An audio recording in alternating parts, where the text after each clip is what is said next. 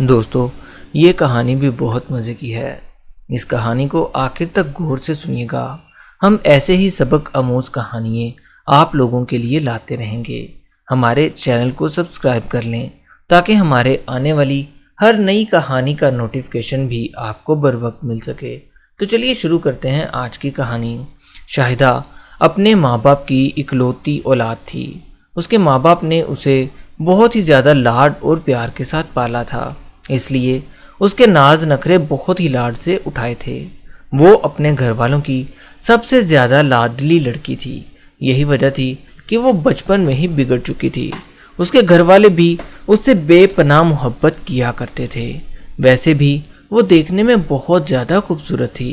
شاہدہ سے میری ملاقات ایک بک شاپ پر ہوئی تھی، جب مجھے بک شاپ سے کچھ ضروری چیزیں خریدنی تھی۔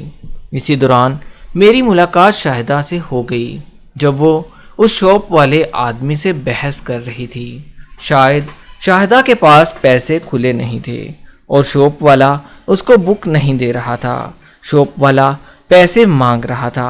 میں نے جب یہ معاملہ دیکھا تو میں آگے بڑھا اور جلدی سے میں نے کہا کہ یہ لیں، یہ پیسے رکھ لیں، کیونکہ میں نے بھی اس بک شاپ سے کچھ چیزیں خریدی تھی، اس لیے میں نے اس معاملے کو رفع و دفع کرنا چاہا اور کہا کہ اس محترمہ کے پیسے بھی میرے ہی پیسوں میں سے کاٹ لیں۔ وہ دکان والا میری طرف بہت حیرت بھری نگاہوں سے دیکھ رہا تھا، کیونکہ شاید اسے بحث کرنے میں مزہ آ رہا تھا اور میں نے اس کا کام خراب کر دیا تھا۔ لیکن وہ لڑکی کہنے لگی، میں کسی کا احسان نہیں لینا چاہتی، میں جلد ہی آپ کو آپ کے پیسے لوٹا دوں گی۔ میں نے بھی بدلے میں اسے اپنا نمبر دے دیا اور کہا کہ مجھے جائز کیش کروا دینا۔ وہ بھی میرا نمبر لے کر چلی گئی۔ شاہدہ مجھے پہلی ہی نظر میں بھا چکی تھی۔ اس کے لمبے لمبے خوبصورت بال تھے اور آنکھوں پر اکثر گلاسز لگا کر رکھتی تھی۔ اسے دیکھنے سے ایسے لگتا تھا جیسے وہ کسی ماڈرن گھرانے سے تعلق رکھتی ہو جس نے اس کے حسن کو دوبالا کر دیا تھا۔ پھر اگلے دن اس کا مجھے میسج آیا اور وہ میرا شکریہ ادا کرنے لگی۔ اس طرح میری اور شاہدہ کی دوستی ہو گئی اور یہ دوستی کب محبت میں بدل گئی مجھے کچھ پتہ ہی نہ چلا۔ شاہدہ بھی ہمارے گھر کے قریب ہی رہا کرتی تھی، اس لیے اکثر شاہدہ مجھ سے کہنے لگی کہ اب ہمیں شادی کر لینی چاہیے۔ وہ اکثر مجھے پیار سے سمی کہا کرتی تھی۔ جیسے ہی میں نے گھر بات کی تو گھر والوں کو اس رشتے پر کوئی رکاوٹ نظر نہیں آئی، کیونکہ وہ لڑکی ویسے بھی پیسے والی تھی اور دوسری بات وہ پڑھی لکھی تھی، اس لیے انہوں نے آسانی سے ہاں کر دی۔ پھر ہماری شادی کی تیاریاں ہونے لگی۔ یوں دھوم دھام سے شاہدہ کو بیاہ کر میں اپنے گھر لے آیا تھا۔ میں شاہدہ کے ساتھ شادی کر کے بہت زیادہ خوش قسمت بن چکا تھا اور میں خود کو خوش قسمت انسان سمجھ رہا تھا۔ ان 2 سالوں کے دوران ہمارے بہت ہی خوبصورت اللہ تعالیٰ نے اولاد سے نواز دیا تھا۔ ہم نے اپنی بیٹی کی پرورش بہت ناز نخروں سے کی تھی، لیکن اسی دوران مجھے لگتا تھا کہ شاہدہ کی خواہشات بہت زیادہ بڑی ہیں اور اس کی خواہشات دن بدن بڑھتی جا رہی تھی۔ وہ دنیا کی ہر آسائش پانا چاہتی تھی، لیکن میرے پاس اتنے زیادہ پیسے نہیں تھے۔ ہماری زندگی بہت سکون سے گزر رہی تھی، کسی قسم کی دشواری کا سامنا نہیں تھا۔ ایک دن شاہدہ مجھ سے کہنے لگی کہ میں آن لائن بزنس کرنا چاہتی ہوں، میں آن لائن آرڈر لے کے کپڑوں کو سیل کرنا چاہتی ہوں۔ میں نے شاہدہ کو خوشی خوشی اجازت دے دی۔ مجھے پتا تھا کہ شاہدہ کو پیسوں کی لالچ ہے اور وہ پیسے کمانا چاہتی ہے۔ میں نے کہا کہ مجھے اس بات پر کوئی اعتراض نہیں۔ اس طرح ہماری زندگی میں پہلے سے بھی زیادہ سکون آ گیا تھا اور ہمیں ہر آسائش آسانی سے میسر ہونے لگی تھی۔ لیکن کہتے ہیں نا کہ خوشیاں زیادہ دیر تک راس نہیں آتی۔ ہمارے ساتھ بھی کچھ ایسا ہی ہوا تھا۔ کچھ دنوں سے میں نوٹ کر رہا تھا، شاہدہ کا رویہ مجھ سے بہت ہی زیادہ تلخ ہو گیا تھا۔ مجھے ایسا لگنا شروع ہو گیا تھا جیسے وہ میرے ساتھ اب مزید نہیں رہنا چاہتی، اسے مجھ سے شاید محبت ہی نہیں رہی تھی۔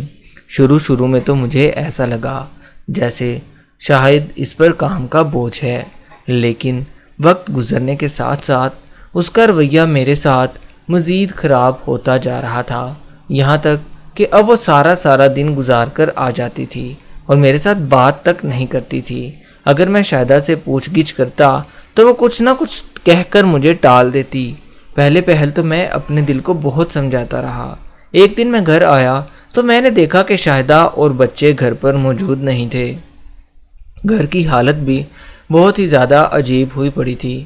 جیسے ہی میں کمرے میں داخل ہوا اور میں نے شاہدہ کو آوازیں دینا شروع کر دی، کمرے میں انٹر ہوتے ہی آگے سے مجھے ایک نوٹس پڑا ہوا ملا۔ وہ کوئی اور نہیں بلکہ طلاق کا نوٹس تھا۔ میرا سب کچھ ختم ہو جاتا تھا۔ یہ دیکھ کر میرا دماغ گھوم رہا تھا۔ شاہدہ میرے ساتھ ایسا نہیں کر سکتی تھی۔ وہ میرے خلاف کورٹ میں طلاق کا نوٹس جاری کروا چکی تھی۔ جب میری طرف سے کوئی رسپانس نہیں ملا تو عدالت نے اس کے حق میں فیصلہ کر دیا۔ وہ میرے گھر سے سارا قیمتی سامان لے کر جا چکی تھی۔ جیسے ہی میں کمرے میں داخل ہوا مجھے ایک خط پڑا ہوا ملا۔ جیسے جیسے میں خط پڑھ رہا تھا ویسے ویسے میرے رونگٹے کھڑے ہو رہے تھے۔ میں نے بہت مشکل سے خود کو سنبھالنے کی بہت زیادہ کوشش کی۔ آخری سطریں پڑھتے ہوئے میں بے ہوش ہی ہونے والا تھا، کیونکہ میں اپنی بیوی سے بہت زیادہ محبت کیا کرتا تھا، لیکن میری بیوی اب کسی اور کی ہو چکی تھی اور اس نے اس خط میں صاف صاف لکھا تھا۔ اس میں شاہدہ نے لکھا ہوا تھا کہ فیس بک پر اس کی ملاقات ایک لڑکے سے ہو گئی جس کا نام عدیل تھا۔ وہ بہت بڑی کمپنی کا مالک تھا۔ میری اس سے کافی حد تک دوستی ہو چکی تھی۔ وہ بہت ہی زیادہ امیر کبیر گھرانے سے تعلق رکھا کرتا تھا۔ مجھے اس سے عشق ہو چکا تھا۔